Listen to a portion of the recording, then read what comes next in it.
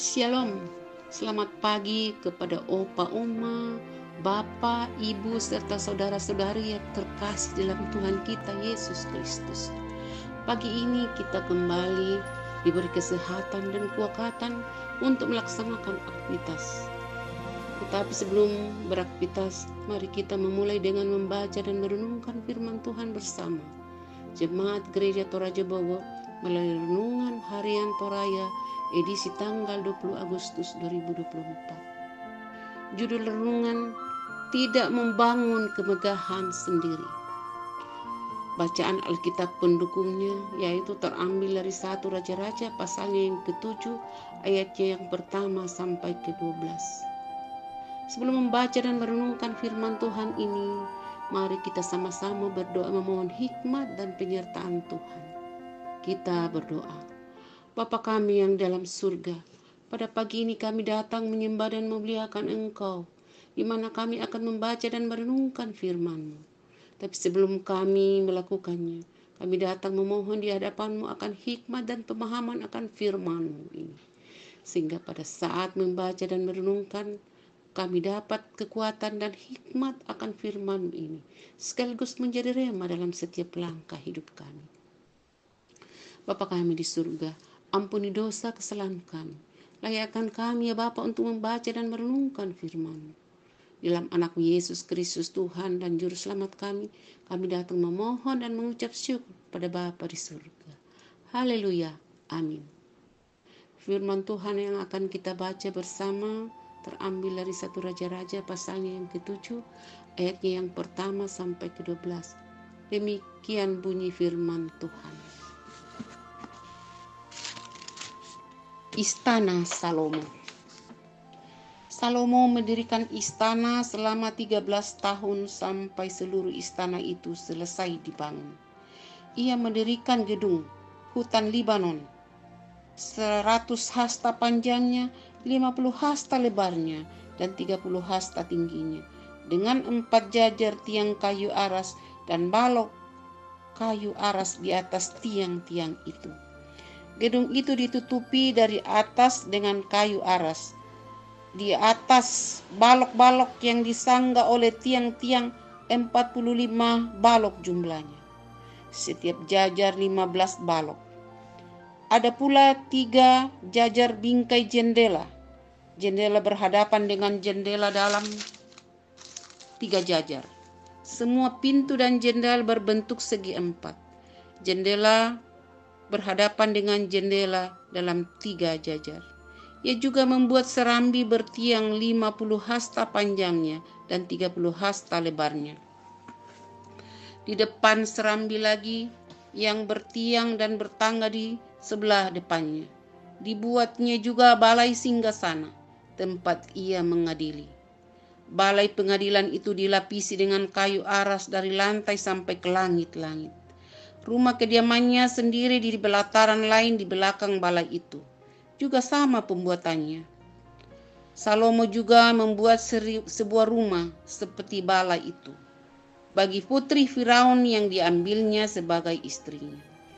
Semuanya itu dibuat dari kayu pilihan yang dipotong sesuai dengan ukuran dan diratakan bagian dalam dan luarnya dengan alat pemotong, dari dasar sampai ke bagian atas, dan dari tembok luar sampai ke tembok pelataran besar.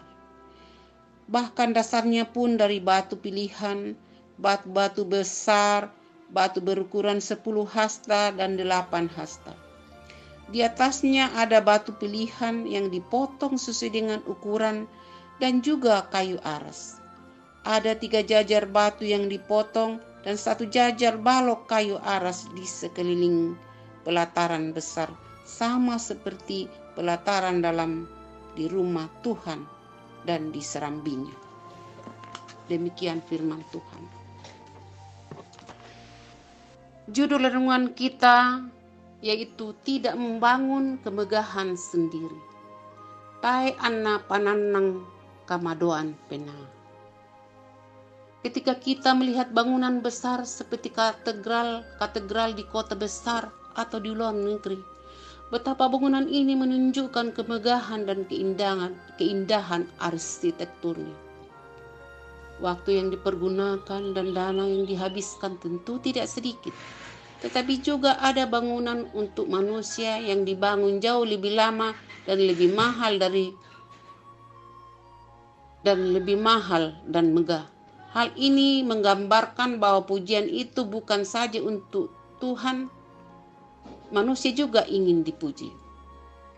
Setelah ia membangun bait suci selama 7 tahun, ia membangun rumah bagi dirinya sendiri. Ia bangun selama 13 tahun. Hutan Lebanon dipilih menjadi tempat pembangunan rumah. Dibangun dengan segala aspek-aspek keindahan, menyenangkan, sehingga pekerjaan bisa dilakukan dari rumahnya. Dia juga memakai bahan-bahan yang terbaik, batu fondasi yang mahal, dan dikerjakan dengan baik. Bahkan pelataran rumahnya dibuat mirip dengan pelataran bait Allah. Hanya saja pembangunan ini memotong jalannya pembangunan bait Allah. Apakah ada kekuatan dalam diri Salomo jika ia disibukkan? Apakah ada ketakutan dalam diri Salomo jika ia disibukkan membangun bagi Allah sehingga melupakan membangun istananya? Istana itu sendiri dibangun jauh lebih megah daripada bait Allah. Betapa bertolak belakang antara semangat untuk membangun bait Allah dan untuk membangun bagi diri sendiri. Kepentingan memuaskan diri membuat banyak orang melupakan membangun bagi kemuliaan Allah.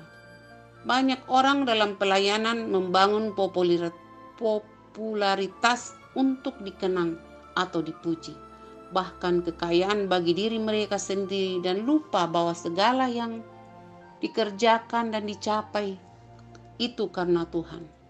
Harusnya Tuhanlah yang lebih dikenal seluruh dunia. Kerendahan hati, kerelahan melayani semua orang tanpa membedakan. Harusnya motivasi utama dalam pelayanan bukan mencari kekayaan atau meninggalkan warisan untuk dipuji orang. Popularitas, kekayaan, dan kemegahan diri adalah musuh dalam pelayanan. Mari kita mengoreksi diri, semoga fokus kita hanya untuk memuliakan dan membesarkan nama Tuhan saja. Amin.